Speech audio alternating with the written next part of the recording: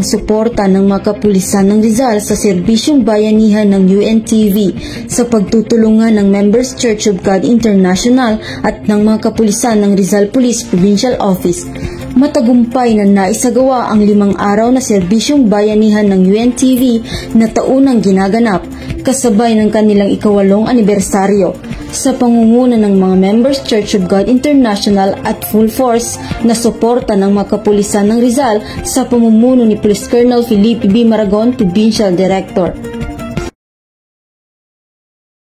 Ang unang araw ng UNTV para sa kanilang taunang serbisyong bayanihan ay ginanap sa Barangay Kayabo, Tanay, Rizal nito lamang July 15, 2024. Ang programa ay kasabay sa pagdiriwang ng Nationwide Mother and Child Day, kaya naman ang inalok nilang mga aktibidad ay kaugnay sa nasabing pagdiriwang, katulad na laman ng pediatric consultation, derma consultation, OB/GYN consultation at pamamahagi ng gamot at bitamina. Sa pagpapatuloy ng serbisyong bayanihan ng UNTV kasamang Rizal PNP na kinatawan ni Police Captain Tricardi Valenya sa paghahandog ng libreng serbisyo sa mga residente sa Barangay Ginayang, San Mateo, Rizal naman sila nagpasiklab ng kabutihan. Pinagkalooban ang mga residente ng nasabing barangay ng libreng medical consultation, gupit, body massage at mga libreng medisina. Dumalo din sa nasabing aktibidad si Attorney Joycel C. Sopenya, Napolcom Calabarzon Rizal Provincial Officer upang magbigay ng libreng legal services. Sa ikatlong araw ng paghahandog ng UNTV ng serbisyong bayanihan itong July 17, 2024, dinaluhan ni Police Colonel Felipe B. Maragon, Provincial Director. Ito ay ginanap sa Barangay Santa Cruz Covered Court, Antipolo City. Labis ang pasasalamat ng mga residente ng nasabing lugar sa mga serbisyong medikal na handog ng MCGI at UNTV, kung saan sila ay nakatanggap ng libreng konsultasyon sa dental sa tulong na rin ng Philippine Coast Guard Medical Services. Pasasalamat din ang pinaabot ng pamunuan ng UNTV at MCGI sa mga tumulong at nagboluntaryo na maging matagumpay ang programa.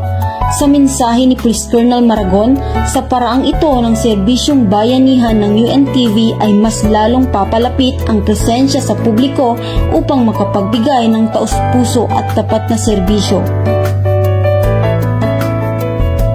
Nito lamang July 18, 2024, isinagawa naman ang ika-4 na araw na selebrasyon ng 8th anibersaryo ng UNTV News and Rescue katuwang ang Members Church of God International, kung saan ay isinagawa ang serbisyong bayanihan para sa mga kapulisan ng Rizal at sa kanilang pamilya na ginanap sa Camp Leserio ay Jeronimo, Taytay, Rizal.